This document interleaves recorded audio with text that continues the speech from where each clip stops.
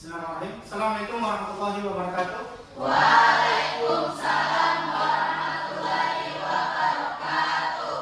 Oke, apa kabar kalian hari ini? Baik. Alhamdulillah. Bagaimana suasana hati kalian hari ini? Baik. Ada yang senang, ada yang baik. Ya. Berarti sama happy ya? Ya. Oke, siapa yang di sini yang pagi tadi berangkat dari sekolah yang bersuasana hati happy? Angkat tangan. Cuma sekedar happy. Kalau yang sangat happy? Turun berapa orang ini? Dari happy sangat happy turun berapa orang? Berarti yang sangat happy cuma 1, 2, 3, 4, 5. Yang happy? Yang cuma happy. Berarti 1, 2, 3, 4, 5, 6. Yang tidak happy? Yang tidak happy ada? Berarti kesimpulannya berarti sebagian besar happy ya? Ya. Jadi suasana hati itu kalau happy berarti akan menimbulkan suasana yang positif dalam diri kita untuk keseharian penuh. Jadi suasana hati itu menentukan satu hari penuh kita beraktivitas. Kalau suasana hati kita tidak baik, berarti satu hari penuh itu akan berpikir negatif terus. Jadi alangkah baiknya setiap pagi itu kita memulai dengan suasana hati yang positif dulu. Oke? Selanjutnya saya akan coba mengabsen hari ini. Siapa yang tidak hadir? Ya, ada semua ya. Ya, alhamdulillah pertahankan kehadiran kalian karena kehadiran akan menjadi penilaian tersendiri untuk saya, khususnya di mata pelajaran PKK ini. Lanjut, sebelum memulai pembelajaran pada hari ini, marilah kita berdoa dulu. Ketua kelas, tolong pimpin doa pada hari ini. Teman-teman, sebelum belajar, marilah kita berdoa sesuai keyakinan kita masing-masing. Berdoa dimulai.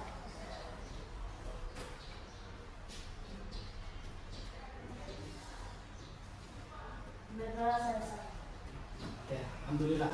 Sebelum memulai pembelajaran itu, kita harus ada kontrak kelas dulu. Kita harus ada kesepakatan dulu. Karena kalau ada kesepakatan, berarti saya punya wewenang untuk tidak memberikan hal-hal yang tidak seharusnya kalian miliki. Contoh, kalau kalian tidak hadir atau tidak memberikan tugas dengan tepat waktu, saya mempunyai hak untuk tidak memberikan nilai kepada kalian. Jadi kesepakatan kelas ini harus ada disepakati bersama. Oke? Di sini ada 5 kesepakatan yang harus kita sepakati bersama. Yang pertama, harus datang tepat waktu dan memberikan informasi jika ada kendala.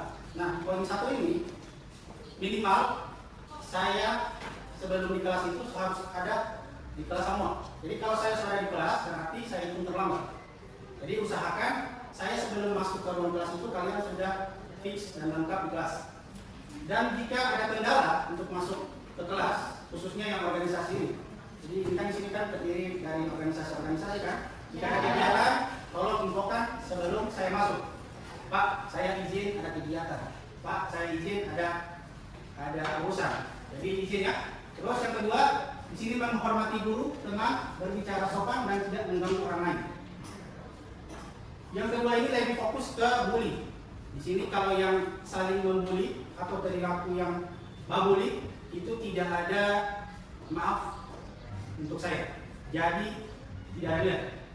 Jadi kalau kedapatan membuli itu akan mendapatkan nilai yang di bawah standar. Jadi usahakan tidak ada yang membuli taman di sini. Jadi waktu taman saja tidak usah hina-hina atau hina orang tua apa. Oke, terus yang ketiga menyelesaikan tugas dengan tepat waktu dan mengerjakan dengan sungguh-sungguh. Nah, yang saya bilang tadi, jika kalian tidak mengerjakan tugas dengan tepat waktu, maka saya mempunyai hak untuk tidak memberikan nilai full kepada kalian. Jadi akan beda nilainya dengan orang yang tepat waktu memberikan atau dengan yang terlambat memberikan. Jadi nilainya akan beda. Nah, kalau kalian sepakat di sini berarti saya punya hak untuk tidak memberikan nilai secara menyeluruh kepada yang terlambat memberikan tugas. Oke? Sepakat? Ya. Oke, sepakat. Terus yang keempat, sini menggunakan perangkat elektronik dengan bijak dan bertanggung jawab. Sini ponsel, laptop, bahkan kalau ada elektronik yang lain. Jadi gunakan media elektronik secara bijak. Kalaupun saya bilang taruh dulu HP di tas, jangan lupa pakai HP, taruh dulu. Jangan ada yang mencuri-curi musuh kembali story lo teman. Taruh dulu HP. Nah, kalau tidak patah, saya mempunyai hak untuk mengurangi nilai kalian. Oke? Berarti sepakat? Ya. Sepakat.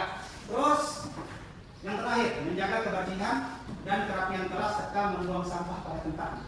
Ini kesepakatan keseluruhan. Jadi kalau kelas kotor, berarti semua penilai kurang. Kalau ada sampah yang berserakan di kelas, berarti keseluruhan siswa yang dalam kelas akan berkurang dari nilai.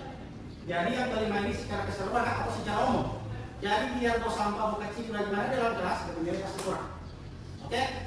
Oke, jadi dari 5 kesepakatan ini ada yang sedikit memprotes atau sepakat keseluruhan?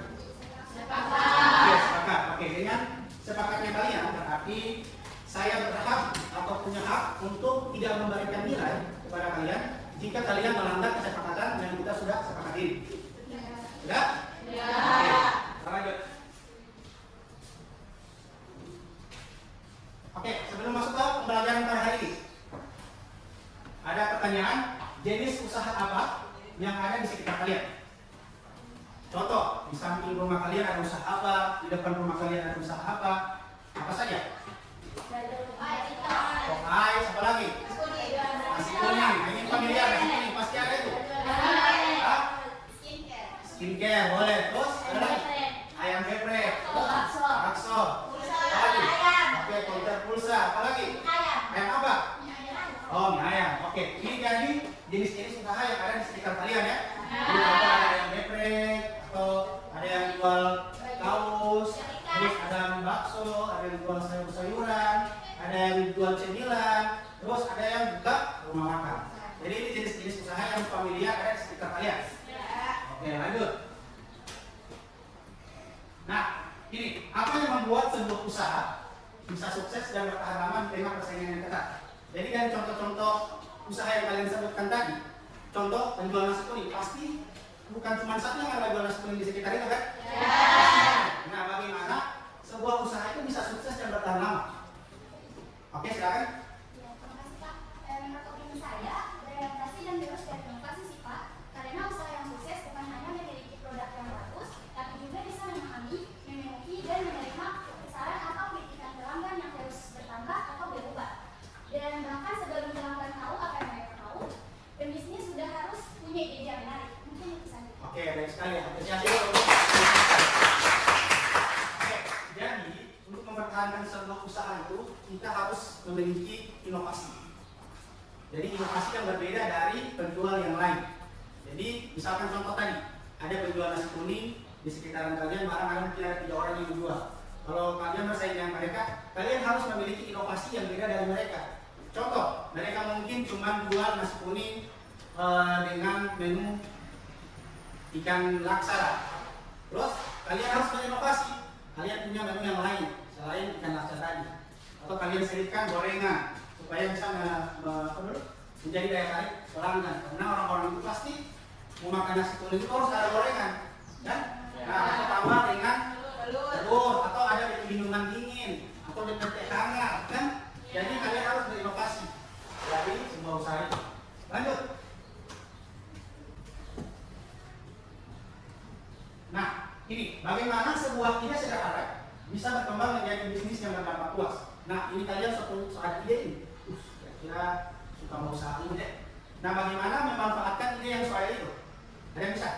Coba, Elsa. Ya, terima kasih. Menurut saya, sebuah bisnis yang sederhana bisa berdampak luas kalau si pembisnis mempunyai solusi nyata untuk para konsumennya. Awalnya mungkin usahanya akan kecil, tetapi dengan inovasi yang didarikan oleh pembisnis akan membuat pelanggan itu semakin berdatangan, semakin banyak.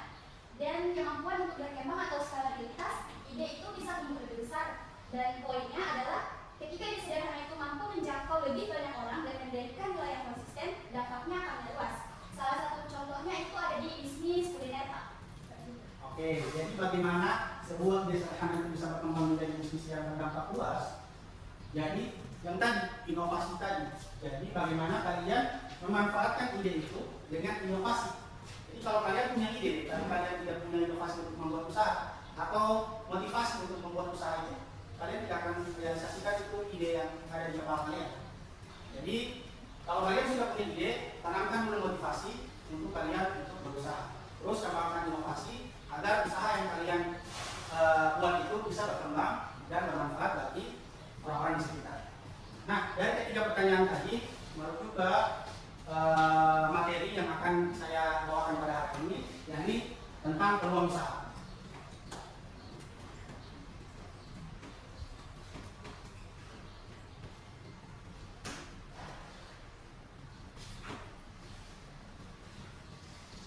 Oke, sebelum masuk ke materi peluang usaha, ada beberapa tujuan pembelajaran yang dimana kalian harus mampu atau berkompeten di materi pada hari ini.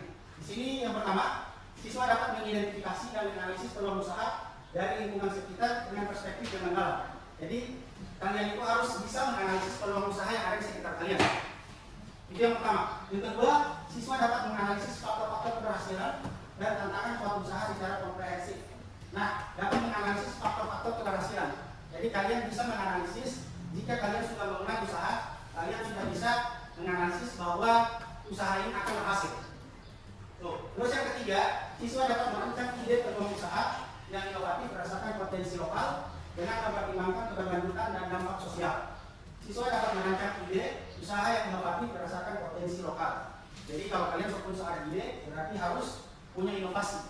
Inovasi untuk mengembangkan potensi lokal yang ada di lingkungan kalian.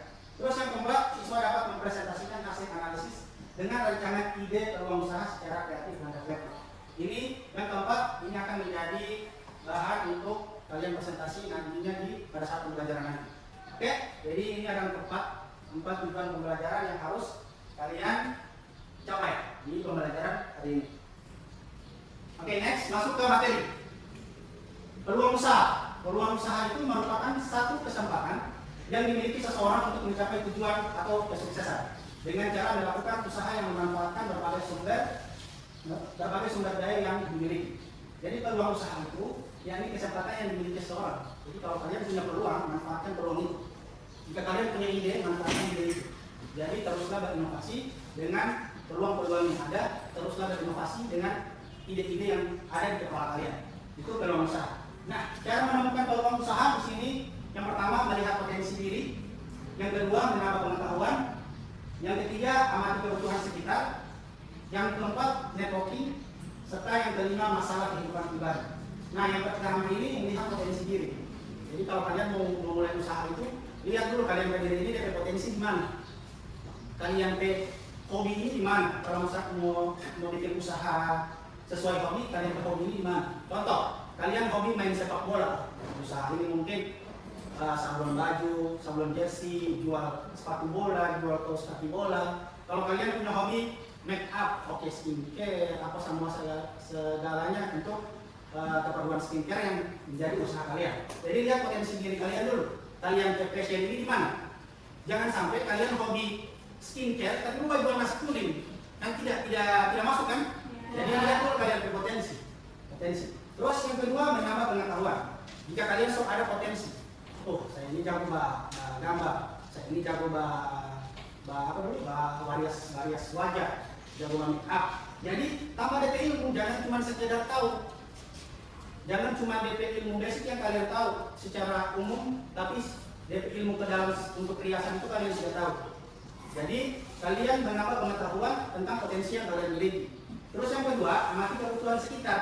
Nah, jangan sampai kalian sudah potensi ini. Potensi untuk menjual beragam skincare. Terus sudah menambah pengetahuan. Tetapi di sekitaran kalian itu buat cuma ibu-ibu yang tidak hobi skincare. Jadi kalian tanpa usaha tidak ada macam ini tidak berkembang. Karena di sekitaran kalian itu cuma orang-orang yang mungkin cuma nelayan, petani yang tidak hobi skincare. Yang dorong pekerjaan itu yang di bawah matahari full. Kan? Jadi tidak seimbang dengan potensi yang kalian miliki. Terus yang keempat networking. Networking ini jaringan atau relasi. Untuk membangun usaha itu kalian harus punya relasi atau networking. Relasi itu kayak macam teman bisnis atau partner kerja.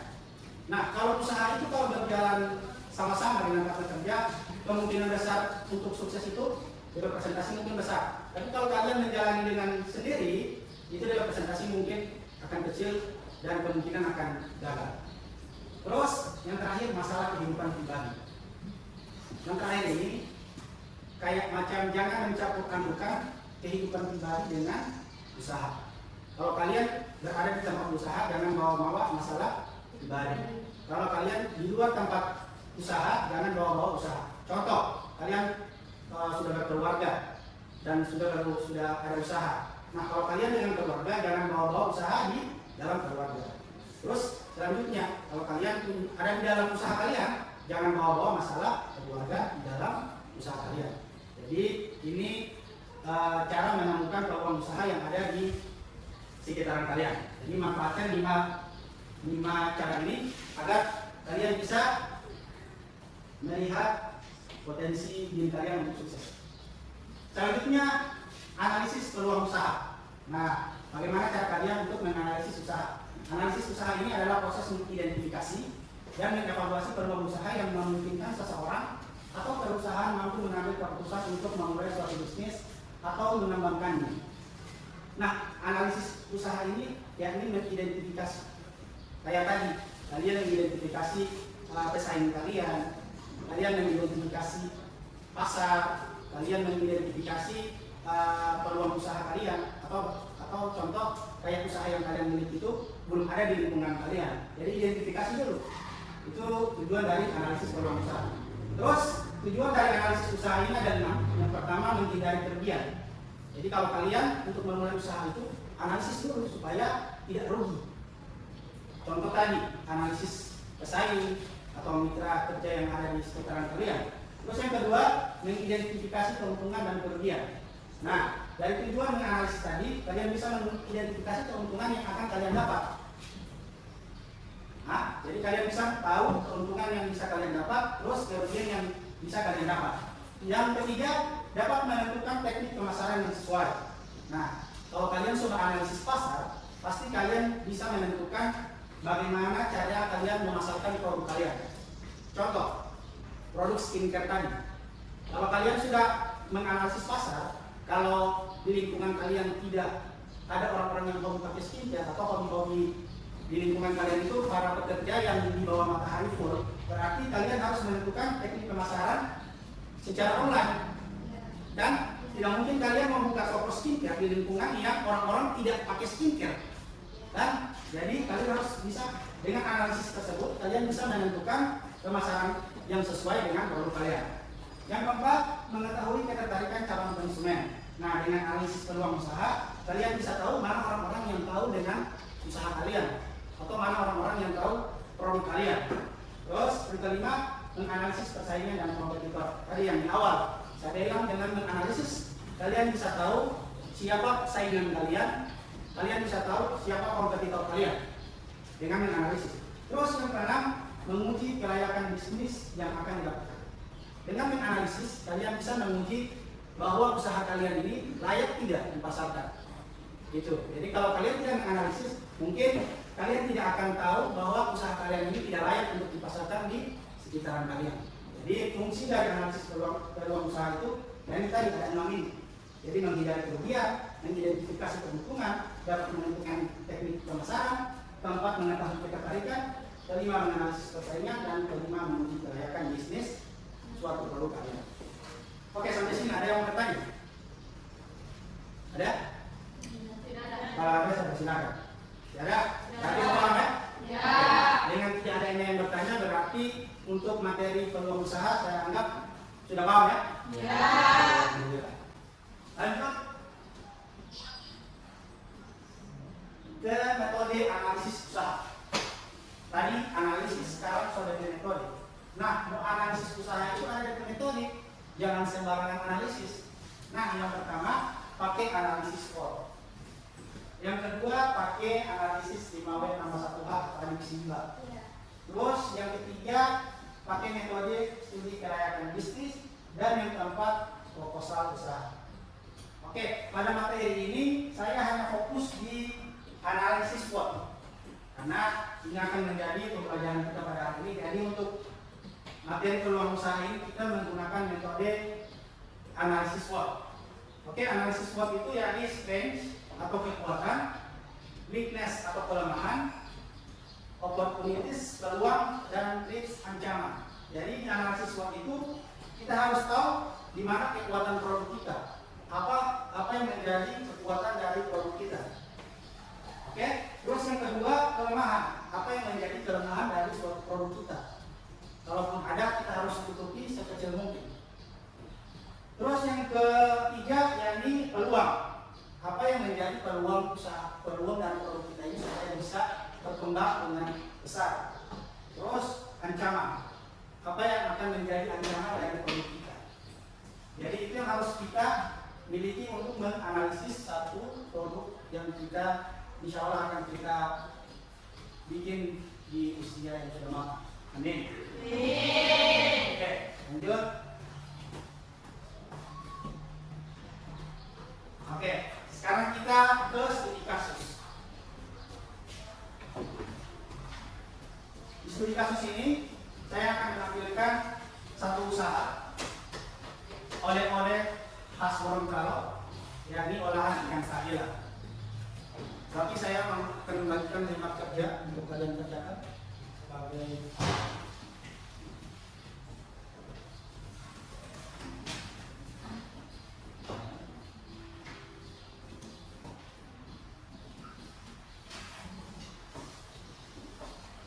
Oke, sebelum mengisi lembar kerja oleh KPD, terlebih dahulu kalian mendengar video yang akan saya putar hari ini.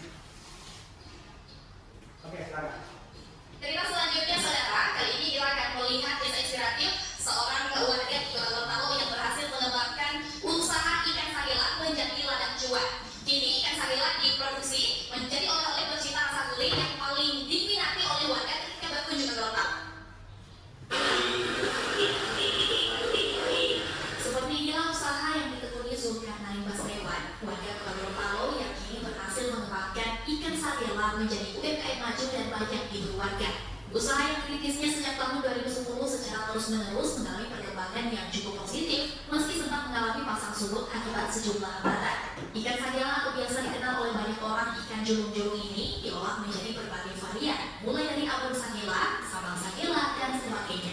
Tingginya permintaan produk olahan ikan sagila membuat Zulen harus mendatangkan bahan baku dari daerah tetangga Sulawesi Tengah.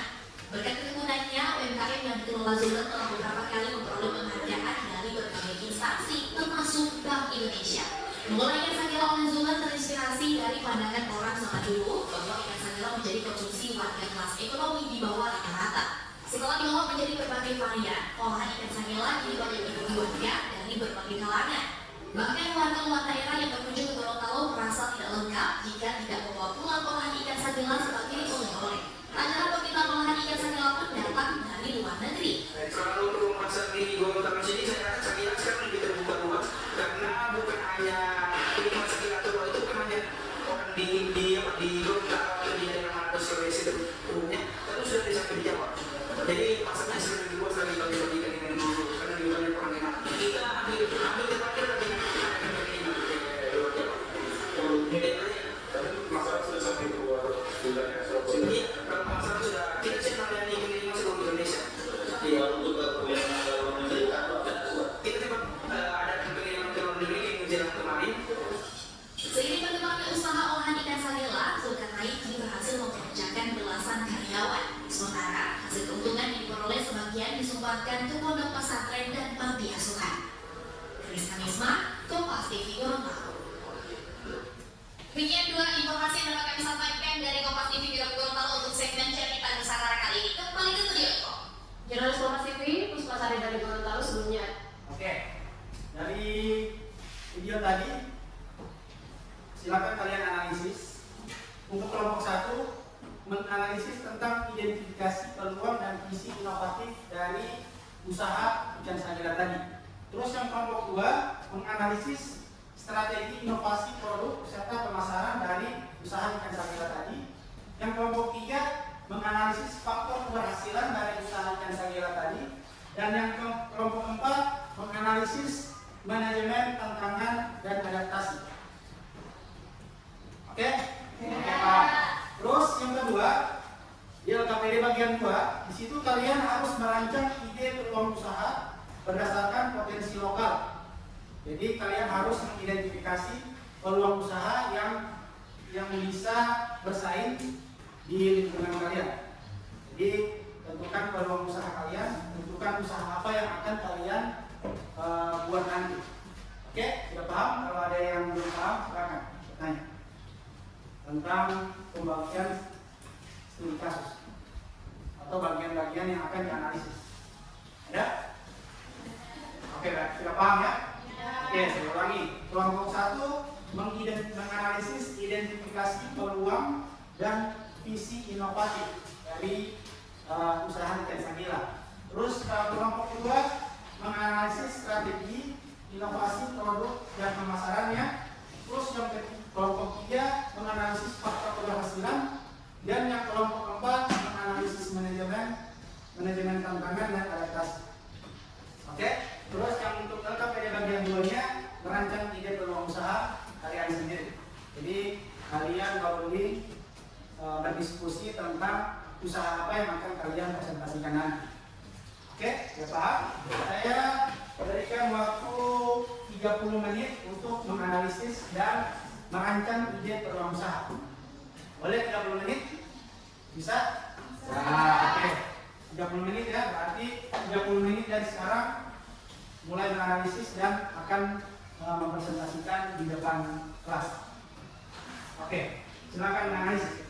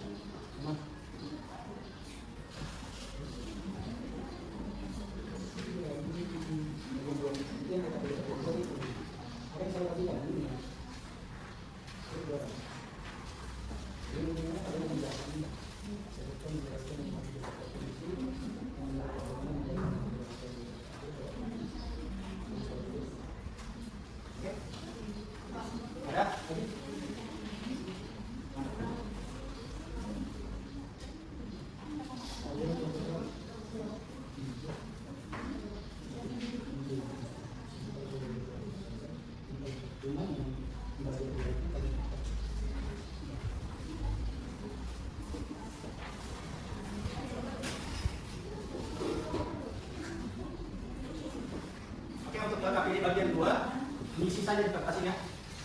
Saya satu kata semua masing-masing. Ini yang kita pakai di bagian 2, ini tulis nama usaha.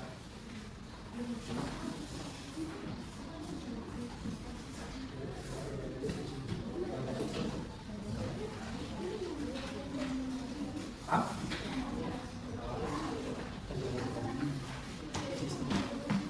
Suasana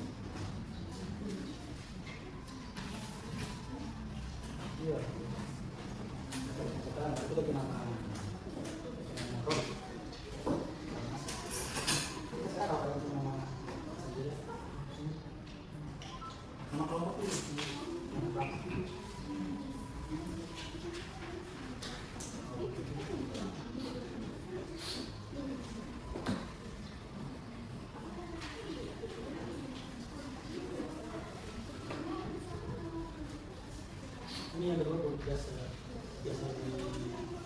Yang ditawarkan apa? Nah, itu tawarkan ke konsumen.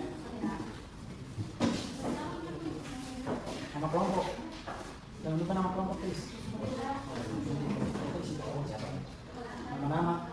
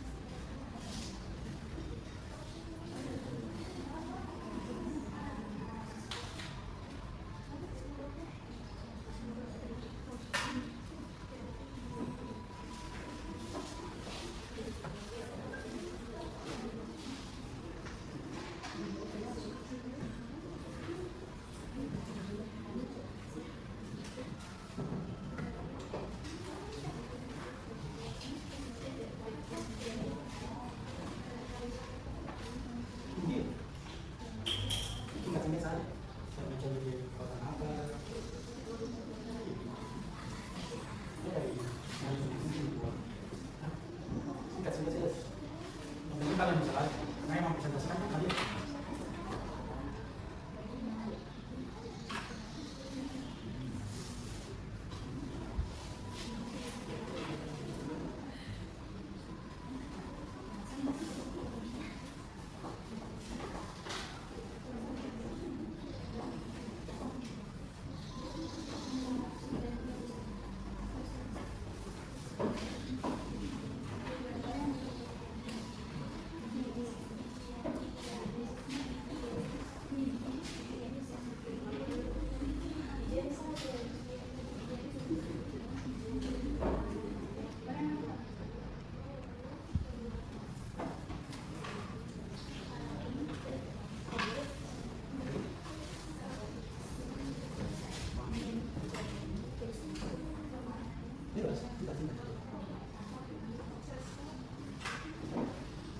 Soal bisa sih.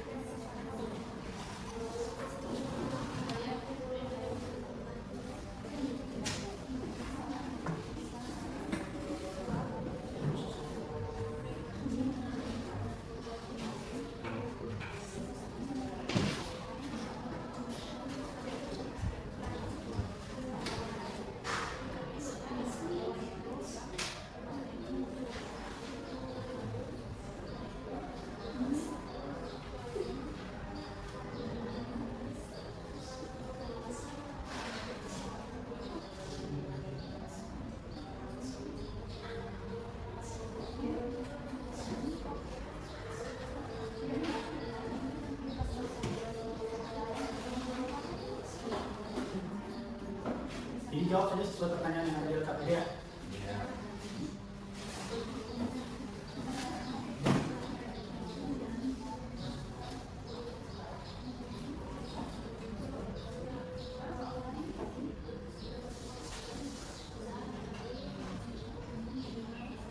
Silakan gunakan referensi yang ada. Bisa menggunakan internet supaya mempermudah kalian mencari jawaban.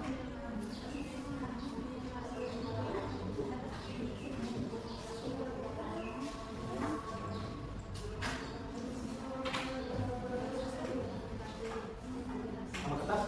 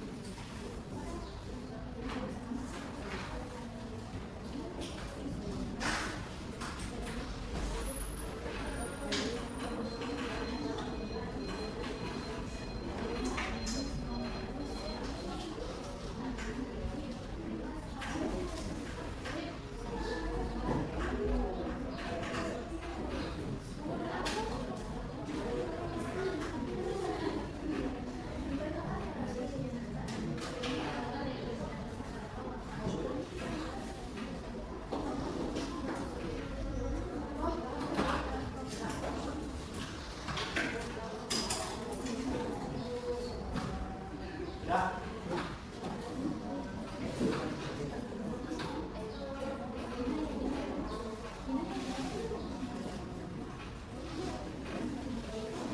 Oke, 10 menit lagi.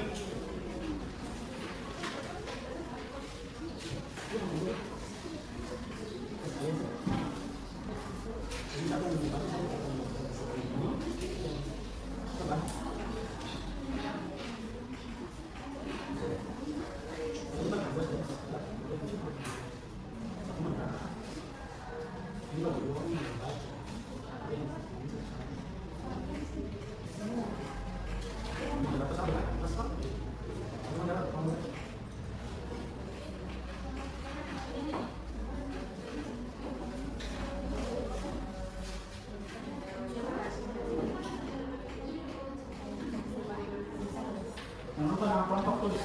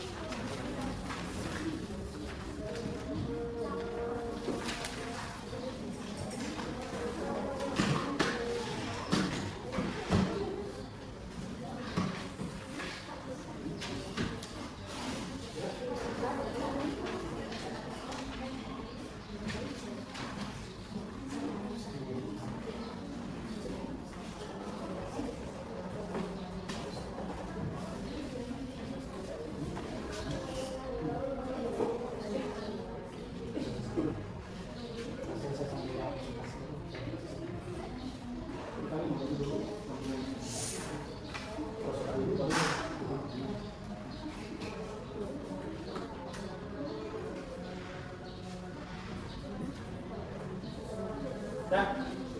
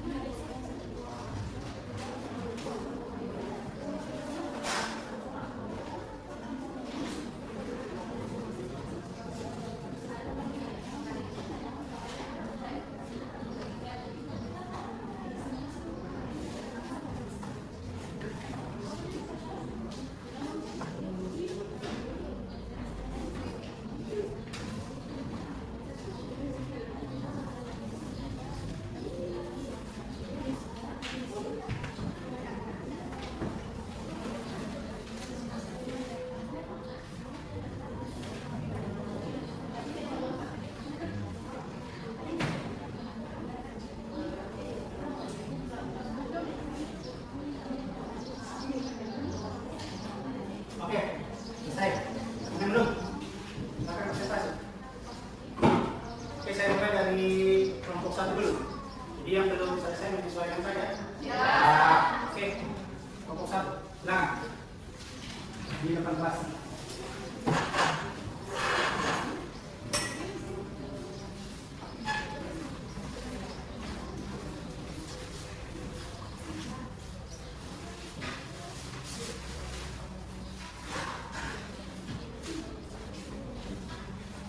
Oke, silakan. Kenalkan nama kelompok, anggota kelompok. Assalamualaikum warahmatullahi wabarakatuh. Waalaikumsalam warahmatullahi wabarakatuh. Perkenalkan, kami dari kelompok 1. Kami akan mempresentasikan hasil analisis kami. Saya Jarah Turudi selaku moderator dan rekan saya. Perkenalkan, nama saya Mariana. Dan saya Latifah Ahmad Ilham. Dan saya Nismalia Rakil. Saya Delia Mustika Sari. Baik, di sini kami akan membacakan hasil analisis tentang video studi kasus UMKM ikan Sagela yang akan dibacakan oleh rekan saya.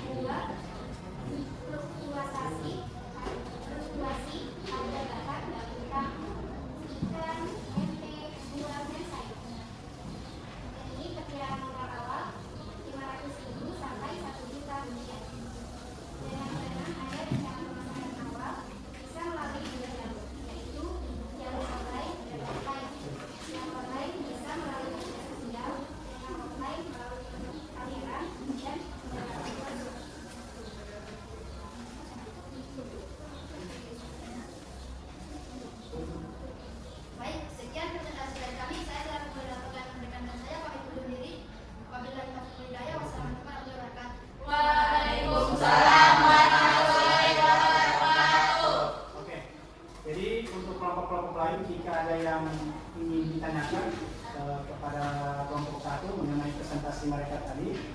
Jadi catat dulu pertanyaannya. Nanti kalau sudah semua, baru saya buka sesi tanya jawab. Oke, ketika jadi catat saja dulu jika ada yang ingin bertanya. Oke, untuk kelompok 1 silakan. Lanjut kelompok 2 atau mana kelompok yang siap? Kelompok 2 kalau siap, tampil. Oke, silakan.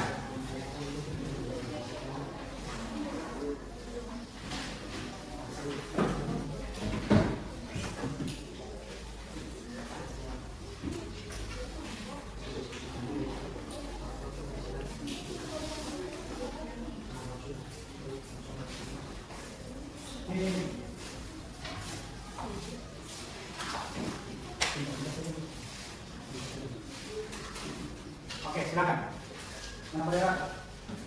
Assalamualaikum warahmatullahi wabarakatuh. Waalaikumsalam warahmatullahi wabarakatuh. Perkenalkan, nama saya Fatih Safaiyuki, seorang moderator di kelompok 2, dan anggota saya. Perkenalkan, nama saya Bunda Syahsa. Saya seorang Moni. Saya nama Keni Panigoro. Saya Jen Abdullah. Di sini kami akan mempresentasikan hasil analisis tentang video studi kasus yang akan dibacakan oleh identifikasi dan jelaskan berbagai produk inovatif yang dihasilkan dari ikan sabera, mineral dan sabera, sumber sabera, yang akan verifikasi produk ini berusia untuk keterampilan usaha. Produk inovasi utama yang dihasilkan adalah abang sabera dan sumber sabera. Abang sabera ini adalah inovasi yang mengubah ikan segar menjadi produk premium yang bisa bertahan lama, tidak dibawa dan praktis sebagai lauk dan cemilan. Sambal sabera menggabungkan ikan sabera dengan bumbu sambal menciptakan produk yang kaya rasa, siap santap, dan cocok untuk musim pedas. Mengurangi ketergantungan pada satu produk. Jika hanya mengandalkan satu jenis produk, resiko bisnis akan lebih tinggi jika terjadi perubahan selera pasar atau masalah produksi. Memperluas market pasar. Setiap produk baru dapat menarik segmen konsumen yang berbeda, sehingga memperbesar pangsa pasar keseluruhan. Meningkatkan daya saing, inovasi dan diversifikasi membuat usaha lebih kompetitif dan relevan di mata konsumen. Optimalisasi bahan baku dengan berbagai olahan, semua bagian atau jenis ikan sabera bisa dimanfaatkan secara maksimal, mengurangi pemborosan. Yang kedua, analisis strategi pemasaran dan distribusi yang digunakan oleh UMKM ini sehingga produknya bisa dikenal dan menjangkau pasar yang luas. Termaksud hingga ke luar negeri. Faktor-faktor apa saja yang paling berkontribusi pada jangkauan pasar yang luas ini? Yang pertama, pemanfaatan saluran distribusi luas. Video menyebutkan pengirim ke seluruh Indonesia dan bahkan ke New Zealand. Ini menunjukkan penggunaan layar logistik yang handal dan mungkin jaringan resellers atau marketer. Peningkatan citra melalui penghargaan, mendapatkan berbagai penghargaan dari institusi seperti Bank Indonesia, tidak hanya memberikan pengakuan, tetapi juga berfungsi sebagai validasi kualitas dan kredibilitas. Ini adalah alat pemasaran yang sangat kuat, yang meningkatkan kepercayaan konsumen. Fokus pada khas daerah, dengan memposisikan diri sebagai oleh-oleh khas Gorontalo, produk ini secara otomatis mendapatkan promosi dan sektor pariwisata dan menjadi pilihan utama bagi wisatawan yang mencari produk autentik. Faktor-faktor yang paling berkontribusi pada jangkauan pasar yang luas ini adalah: yang pertama, kualitas produk dan inovasi rasa. Produk yang enak dan unik akan selalu dicari. Yang kedua, reputasi dan kepercayaan. Penghargaan dan cerita sukses membangun reputasi yang menarik perhatian. Yang ketiga, jaringan distribusi yang efisien. Kemampuan untuk mengirim produk ke berbagai lokasi.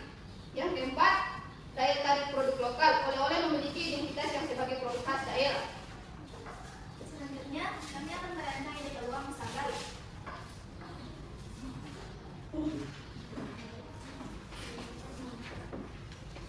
Nama usaha Seliki Tempe Keripik Juara.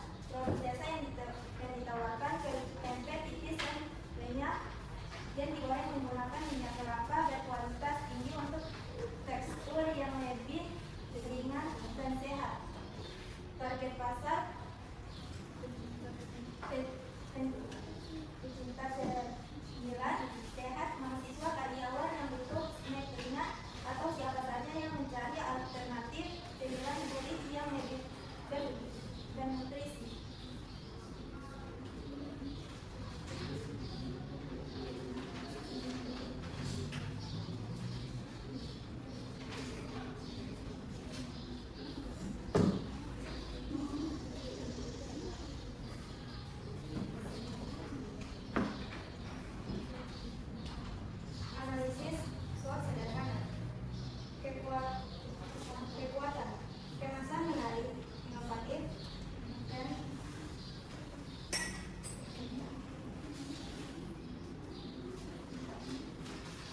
saja Pak yang bisa.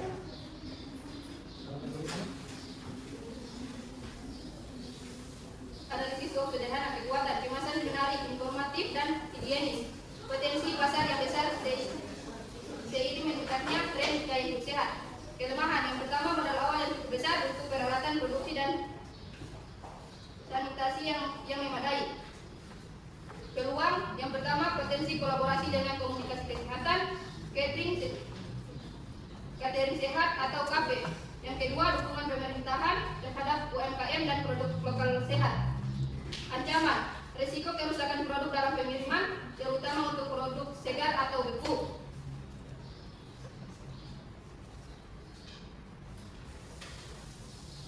Perkiraan modal awal untuk memulai usaha keripik tempe dengan skala produksi kecil di rumah diperlukan modal awal yang cukup terjangkau. Bahan baku utama adalah tempe, tepung, bumbu dapur, minyak goreng, dan plastik kemasan. Sehingga modal perkiraan kami sekitar 125.000.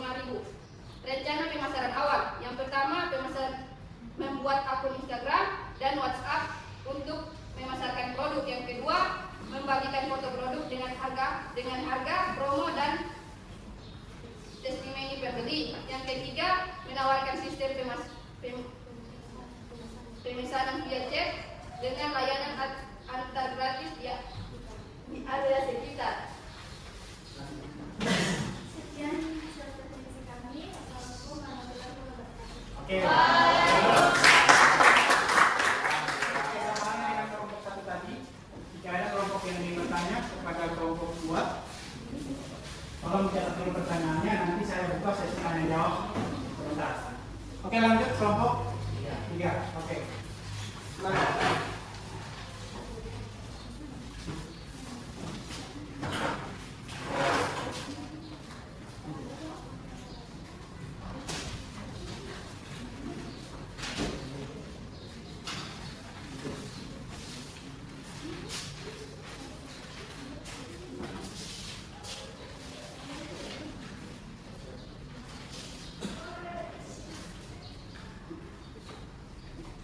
Oke, silakan.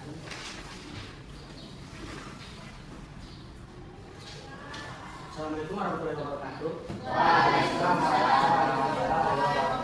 Perkenalkan, saya Muhammad Abdul Nasibu, selaku moderator di kelompok 3 dan juga beberapa rekan saya yaitu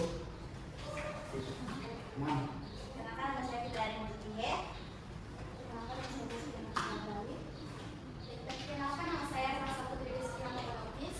kami di sini akan mempresentasikan hasil analisis kami bersama, yaitu faktor keberhasilan holistik atau deep learning yang akan diberikan oleh rekan saya. Baik, di sini ada 2 pertanyaan. Yang pertama yaitu sebutkan dan jelaskan minimal 3 faktor kunci yang menurut kelompok Anda menjadi penentu keberhasilan UMKM ikan sagala ini. Sertakan contoh konkret dari video yang mendukung argumen Anda. Menurut kami ada minimal 3 faktor kunci penentu keberhasilan UMKM ikan sagala, yaitu yang pertama, inovasi dan kreativitas dalam pemanfaatan sumber daya lokal. Zulkarnain tidak hanya menjual ikan sagala mentah, melainkan mengubahnya menjadi produk olahan bernilai tinggi seperti abon dan sambal. Contoh konkret, video menunjukkan bagaimana ikan sagala diolah menjadi produk kemasan yang menarik, berbeda jauh dari citra makanan kelas bawah sebelumnya. Inovasi ini menciptakan pasar baru dan meningkatkan nilai jual. Yang kedua, ada ketekunan dan kemampuan beradaptasi menghadapi tantangan. Usaha ini didirikan sejak 2010 dan terus berkembang, menunjukkan ketahanan dan kemampuan mengatasi hambatan. Contoh konkret, disebutkan bahwa tingginya permintaan membuat mereka harus mencari bahan baku dari Sulawesi Tengah, menunjukkan bahwa Zulkarnain tidak menyerah pada keterbatasan pasokan lokal dan berani memperluas jaringan pengadaan. Yang ketiga, pembangunan citra atau branding dan jaringan kuat. Zulkarnain berhasil membangun reputasi UMKM-nya hingga dikenal luas dan menerima berbagai penghargaan. Contoh konkret, video menyebutkan bahwa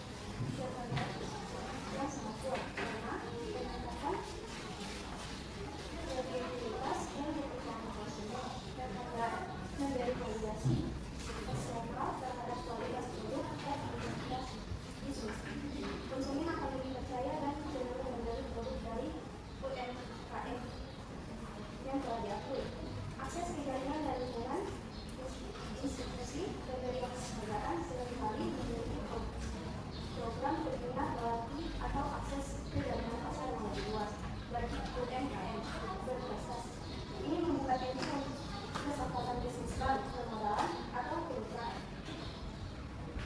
Media eksklusif dan promosi gratis. Penghargaan seringkali mengikuti oleh media. Memberikan publisitas gratis yang tak terbuai harganya. Ini meningkatkan brand awareness, tempat biaya pemasaran yang besar. Motivasi internal bagi seluruh lain dan dunia, penghargaan bisa menjadi motivasi besar untuk terus berinovasi dan mempertahankan standar kualitas tinggi. Peluang investasi, bank atau investor potensial akan lebih tertarik pada UMKM yang sudah memiliki rekam jejak penghargaan karena menandakan risiko yang lebih rendah dan potensi pertumbuhan yang lebih tinggi.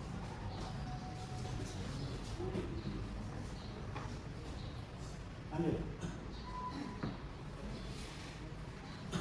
Selanjutnya akan dilanjutkan oleh rekan saya. Oke, baik. Terima kasih moderator. Saya akan membacakan hasil analisis kami, yaitu kami memiliki rancangan usaha, yaitu nugget sehat. Di sini nama usahanya adalah Nutri Nugget. Produk atau jasa yang ditawarkan nugget premium yang terbuat dari campuran daging ayam tanpa tulang. Target pasar kami adalah anak-anak mulai dari umur 8 sampai 12 tahun. Karena anak-anak cenderung lebih suka makan nugget, jadi kami mengambil usaha tersebut. Analisis SWOT sederhana. Pertama, kekuatan, penggunaan bahan baku alami, segar dan kualitas, tanpa penolet dan MSG. Kelemahannya, masa simpan produk relatif singkat karena tanpa penolet. Yang ketiga, peluang, dukungan pemerintah terhadap UMKM dan produk lokal sehat. Ancamannya, naiknya harga bahan baku. Jadi menjadi salah satu faktor yang sangat membuat harga nugget tersebut menjadi meningkat. Perkiraan modal awal yaitu 3 juta sampai 5 juta karena menggunakan bahan-bahan yang premium serta alat-alat yang jenis. Di dalam modal tersebut ada menyewa outlet. Yang terakhir, rancangan pemasaran awal. Pemasarannya melalui media sosial dan membuka outlet untuk usaha nugget sehat. Mungkin itu saja.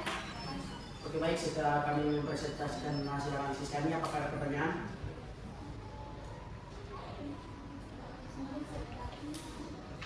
Untuk dulu, itu saja. Sekian dari kelompok kami. Assalamualaikum warahmatullahi wabarakatuh. Oke, dari kelompok 1, 2, dan 4 jika ada yang bertanya mengenai presentasi dari kelompok 3, ditahan dulu atau dicatat saja dulu pertanyaannya. Nanti setelah presentasi dari kelompok 4, saya buka sesi tanya jawab. Oke, selanjutnya dari kelompok 4, silakan presentasi.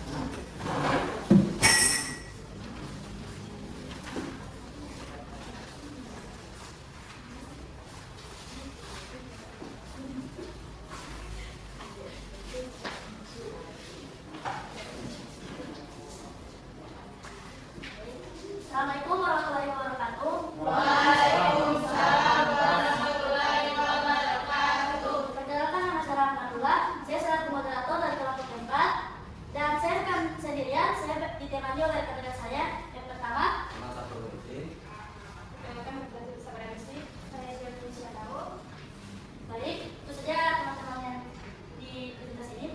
Di sini saya akan mempresentasikan hasil analisis kami dari studi kasus olah ikan sarila yang dibacakan oleh rekan saya yang bernama Muhammad Sarul Wid. Untuk Sarul, silakan. Manajemen tantangan dan adaptasi. Apa tantangan terbesar yang dihadapi oleh UMKM ini dalam proses pengembangan? Misalnya, pasokan bahan baku, persaingan permodalan. Dari video kelompok kami menganalisis bahwa tantangan terbesar yang secara eksploitasi disebutkan adalah pasokan bahan baku. Tingginya permintaan menyebabkan mereka harus mencari bahan baku dari wilayah lain di luar Gorontalo, yaitu Sulawesi Tengah. Ini menunjukkan bahwa ketersediaan bahan baku lokal yang stabil dan mencukupi menjadi hambatan utama dalam memenuhi skala produksi yang terus meningkat. Tantangan lain yang mungkin muncul meskipun tidak disebutkan secara langsung bisa jadi adalah persaingan. Jika ada UMKM lain yang mengikuti jejak standarisasi, kualitasi, atau manajemen produksi yang efisiensi untuk volume besar. Bagaimana Zulkarnain menunjukkan kemampuan adaptasi dan pemecahan masalah dalam mengatasi tantangan tersebut? Berikan contoh spesifik. Zulkarnain menunjukkan kemampuan adaptasi dan pemecahan masalah yang luar biasa, khususnya dalam menghadapi tantangan pasokan bahan baku. Contoh spesifikasinya adalah keputusan untuk memperluas jangkauan sumber bahan baku hingga ke wilayah lain, yaitu Sulawesi Tengah. Ini menunjukkan proaktif dalam solusi. Daripada berhenti berproduksi karena kekurangan bahan baku lokal, ia secara produktif mencari sumber baru, ekspansi jaringan, melakukan pengadaan dari luar daerah. Berarti ia harus membangun jaringan dengan pemasok baru dan mungkin mengelola logistik pengiriman bahan baku dari jarak jauh.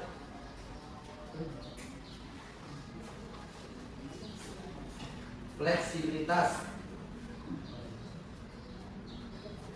operasional, kemampuan untuk menyesuaikan operasional bisnis, misalnya jadwal produksi atau rute pengiriman untuk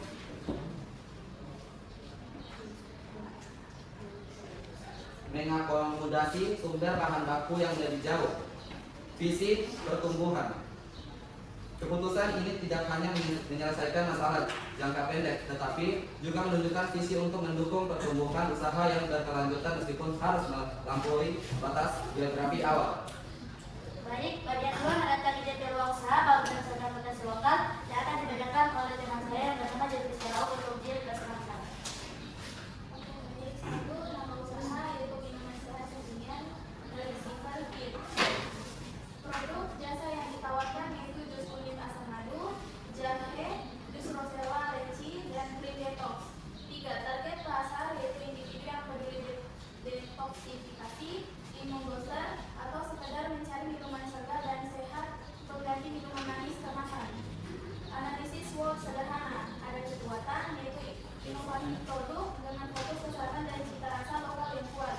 Penggunaan bahan baku alami segar berkualitas tanpa pengaruh MSG. Variasi produk yang beragam, camilan, lauk, minuman dalam satu brand. Ada kedua kelemahan, ketergantungan pada ketersediaan bahan baku segar yang mungkin fluktuatif. Perlu edukasi pasar yang kuat untuk menyoroti nilai tambah produk sehat. Masa simpan produk relatif sifat karena tanpa pengawet. Ketiga, peluang peningkatan kesadaran masyarakat akan kesehatan dan permintaan makan makanan alami atau organik. Potensi kolaborasi dengan komunitas kesehatan, gym, kalori sehat atau kafe. Dukungan pemerintah terhadap UMKM dan produk lokal kesehatan. Ancaman persaingan ketat dari produsen makanan sehat, baik skala UMKM maupun industri besar. Ketaatan pada regulasi pangan dan perikanan yang ketat. Risiko kerusakan produk dalam pengiriman, terutama untuk produk segar atau beku. Kelima, perikanan perkiraan modal awal, yaitu ada perkiraan modal awal untuk memulai usaha. Ini secara komprehensif adalah sekitar 500 sampai 1 juta. Perawatan produksi itu cold press, juicer, borol, kulkas, penyimpanan. Keenam, rencana pemasaran awal itu ada online dan offline. Baik, itu saja presentasi dari studi kasus yang kami analisis tadi. Baik, saya selaku moderator pamit undur diri. Wassalamualaikum warahmatullahi wabarakatuh. Waalaikumsalam warahmatullahi wabarakatuh. Oke, terus dulu untuk kelompok satu. Oke, jadi dari sekian presentasi tadi dari kelompok 1 sampai kelompok 4, jika ada yang mau bertanya, kita silakan. Ada pertanyaan? Tidak Ada pertanyaan kepada kelompok 1? Tidak ada. Ada pertanyaan untuk kelompok 2? Tidak ada. Tidak ada. Pertanyaan untuk kelompok 3? Tidak ada. Tidak ada yang mau bertanya untuk kelompok 3? Tidak ada. Ada? Tidak ada. Tidak ada yang mau bertanya ini? Ada. Tanya ke kelompok berapa? 3. Oke, silakan. Kalau untuk kelompok 3, silakan dicatat pertanyaannya.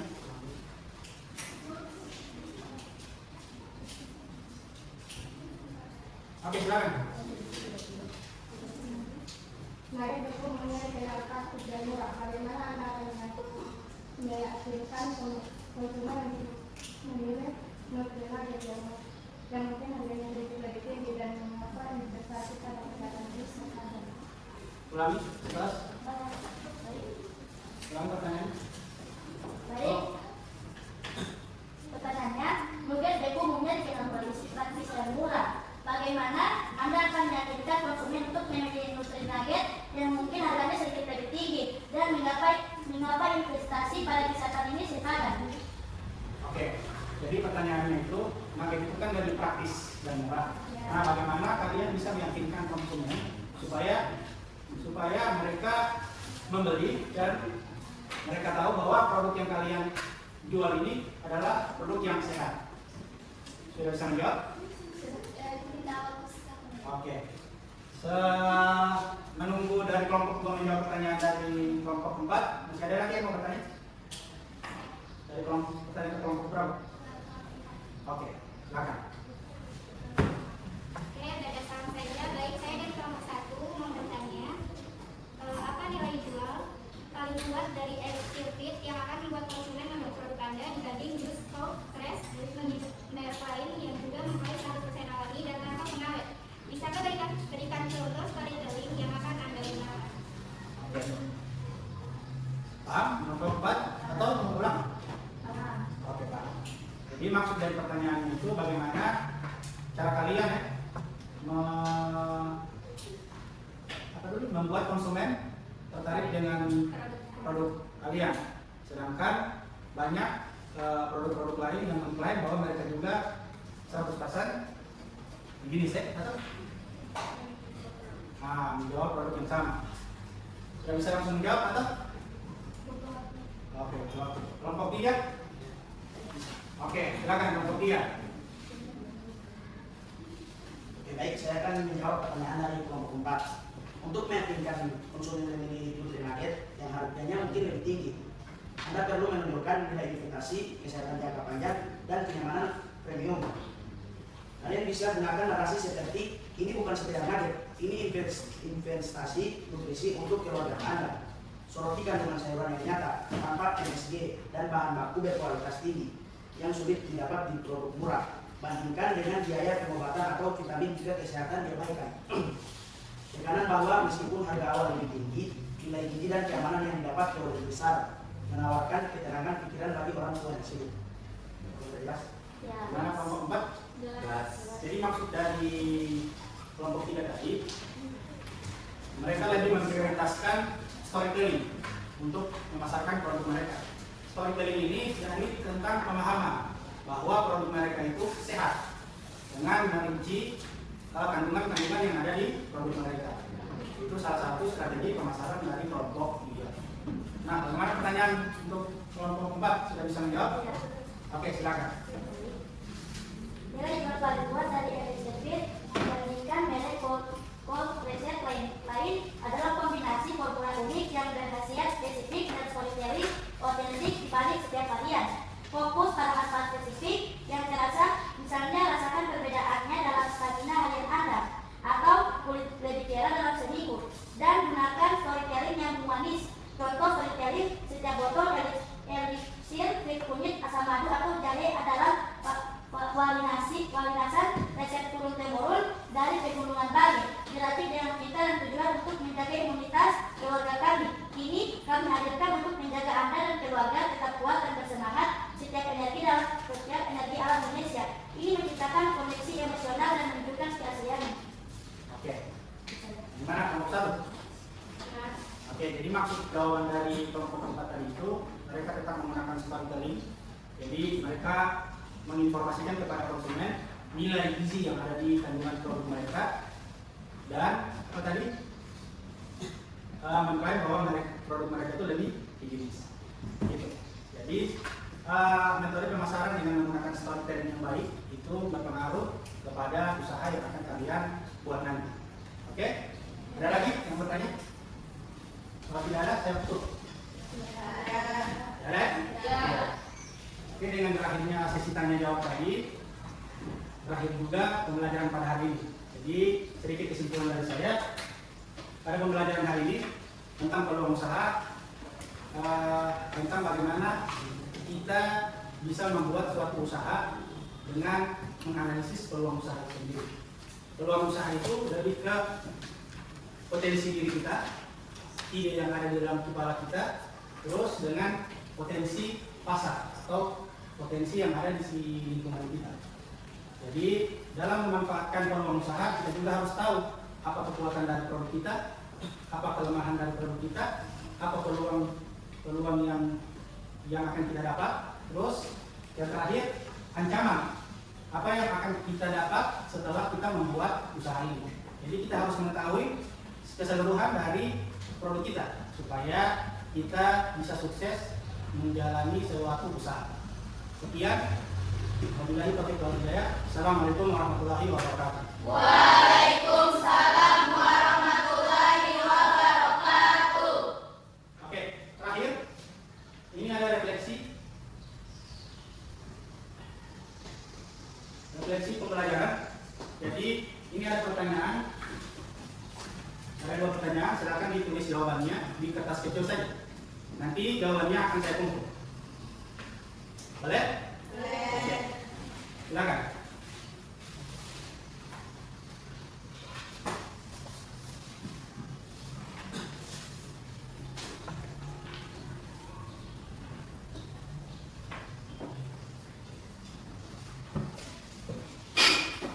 Jadi untuk jawaban refleksi nanti saya kumpul saja. Jadi maksimalkan saja di kertas kecil jawabannya, supaya saya bisa tahu suasana hati kalian setelah pembelajaran hari ini. Oke?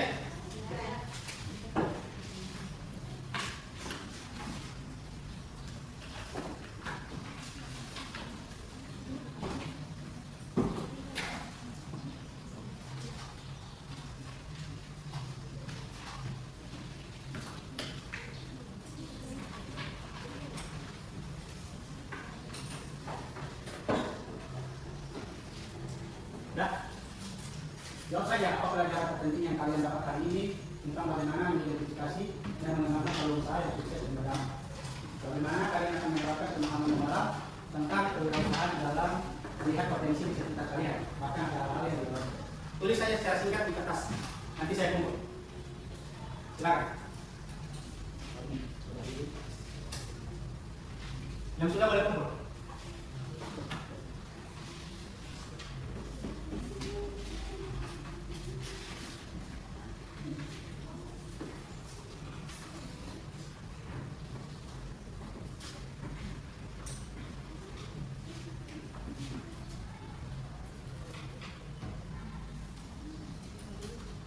Sudah, kumpul saja. Kalau sudah, jawab saja secara singkat. Apa pelajaran terpenting yang kalian dapat hari ini? Terus, bagaimana kalian akan menerapkan pemahaman mendalam tentang kewirausahaan?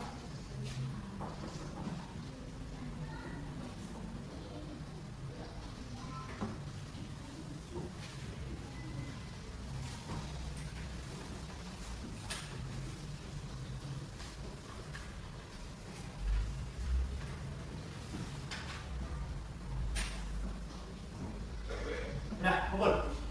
Kumpul ya. Kumpul saja. Kumpul ya. Kumpul hasil refleksi ini.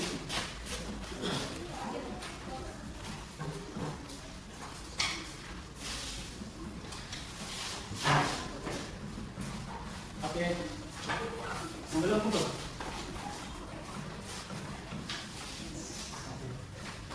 Kumpul. Oke, sudah sama? Sudah. Terima kasih atas partisipasi kalian pada pembelajaran hari ini. Semoga ilmu yang kalian dapat pada hari ini bisa bermanfaat pada kalian ke depannya. Amin. Serta ilmu tentang berwirausaha ini bisa menciptakan wirausaha muda masa depan nanti. Amin. Amin. Jadi yang kurangnya saya mohon maaf. Wabillahi taufiq wal hidayah. Assalamualaikum warahmatullahi wabarakatuh.